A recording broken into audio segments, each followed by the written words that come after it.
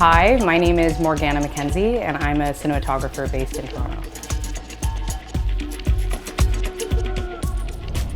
So today we're filming a narrative short called First Blood, and it's about a heavily religious girl who gets her first period, but there's vampiric undertones. The director, Olivia, approached me sort of because of our shared interest in dark subject matter. We were both really drawn to similar films that use heavy color palettes and sort of like a dark feministic perspective on filmmaking, like Raw and Neon Demon. Olivia and I clicked pretty much instantly when we met, and she approached me about this script, which, given it has very minimal dialogue, I was very gravitated towards working on it because there's so much opportunity for visual storytelling.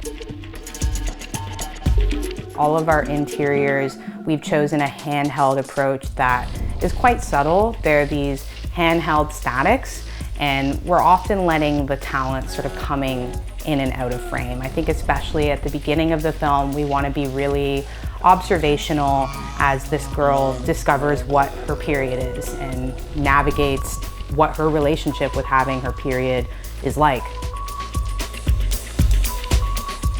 It was a really fun process to work on, especially with our production designer, Chris. Us three worked together to figure out a way to create a very vibrant color palette.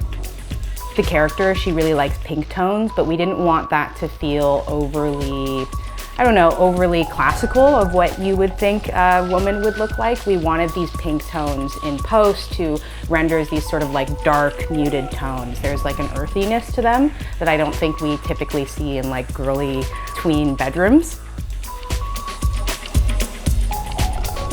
All of our outdoor footage was basically covering the aspect of the story where she has her first kiss and she's sort of flirting with this boy. And we wanted that to feel very different from our interior footage because she's not in her element. She's like a little bit uncomfortable and a little bit excited and navigating a new realm.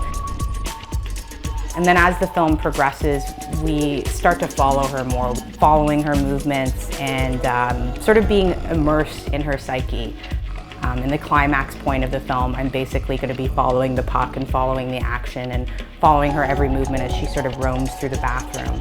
I think having handheld as an option to us in this like very small space is like a very flexible way to also be able to explore with the actor. My style as a cinematographer is quite adaptive. Probably because of my documentary background. I think there are many ways that we can go about a scene, and it's kind of silly to say that there's only one. So it's very exciting for me in a scenario where something isn't working to sort of explore with a director and figure out a new way to approach things. That being said, I do think there are things that I like to maintain. I really like maintaining a handheld approach. I really like lighting from a standpoint where we're not having a lot of stands. I think it's really important to give talent as much space as possible to be able to roam free within the environment to sort of promote as much opportunity for storytelling as possible. So that's why Doug and I often use the K-Flex, just so that we can add a polecat overhead and start bouncing light in really gentle, non-intrusive ways. Often we find ourselves using the K-Flex inside and then adding sort of a gentle or dramatic push from windows.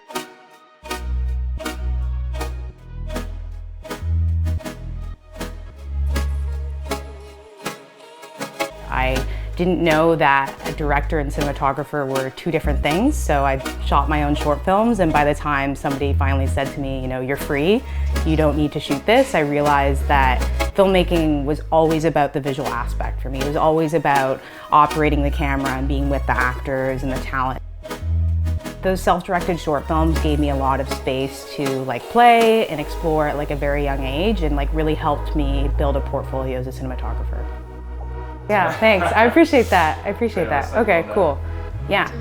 So I split my time heavily between narrative and documentary, and I do that for a reason. Though I got my start in narrative, and I very much have a soft spot in my heart for narrative filmmaking, I find documentary to be very informative for the ways in which that there's endless possibilities for how you can approach a scene, and it's really a matter of finding the hidden gems in an environment and building upwards from there.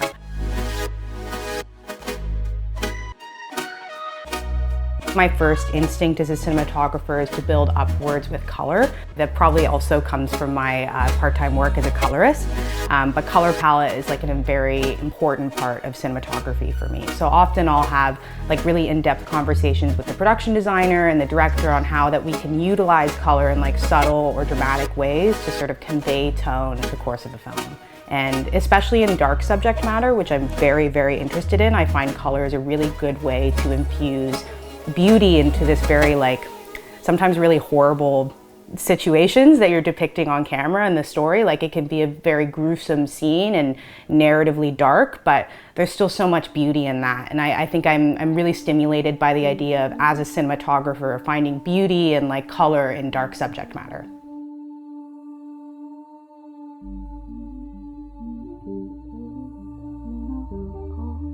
Another thing that Olivia and I really wanted to work on was creating a heightened color palette naturally. And a lot of that came from Chris's production design and the location, the sort of reflective light from the pink walls and the production design. But we brought in other elements to sort of help promote like a more extravagant color palette, like the shower curtain in the bathroom, which the film mostly takes place in. This sort of iridescent shower curtain that we have creates like a lot of not only like visual texture in front of our camera, but reflects a lot of very beautiful multicolored light. And earlier in the film with our daytime look, that translates in like a very muted, natural way. But in the climax of the film, where the character re-enters the bathroom and it's nighttime, she sort of has a new outlook on her goals. We wanted that color palette that we saw before to be incredibly heightened and incredibly saturated. And by bringing these sort of gentle intentions with production design in, it really made like our lighting team have a lot of possibilities for how we can sort of reflect light off of the ambience around us. So that's been a lot of fun. You know, today working with our very small G&E team, Douglas Cunningham and Galen Cook, it's been a lot of fun just having the tools accessible and ready for us to play and figure out all of the different fun ways that we can sort of reflect light and create cool texture within a really nice space.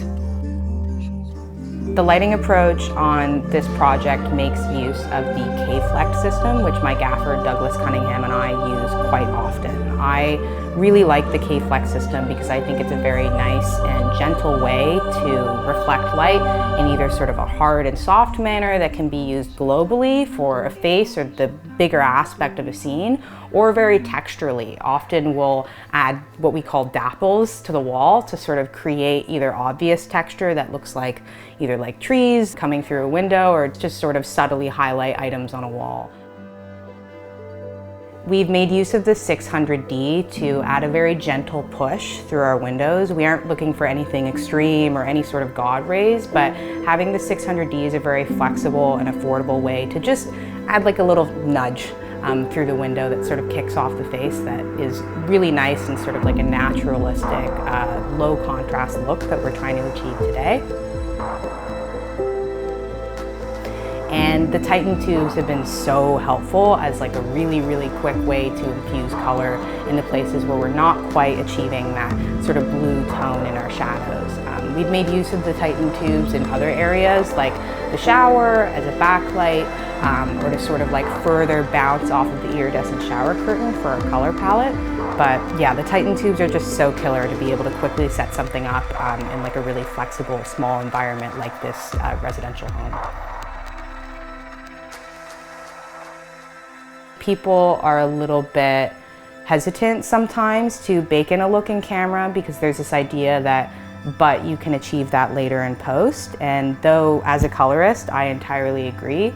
I think wherever possible that we can achieve the color palette and contrast ratio in camera, you should, because that's what the art is about. It's about being there on the day and fine tweaking with a team. And I think if you can also give your colorist an easier time later and less work to do, it's just going to be more fun in the color suite. So yeah, I love filters, and it's really great to be able to use them on this piece.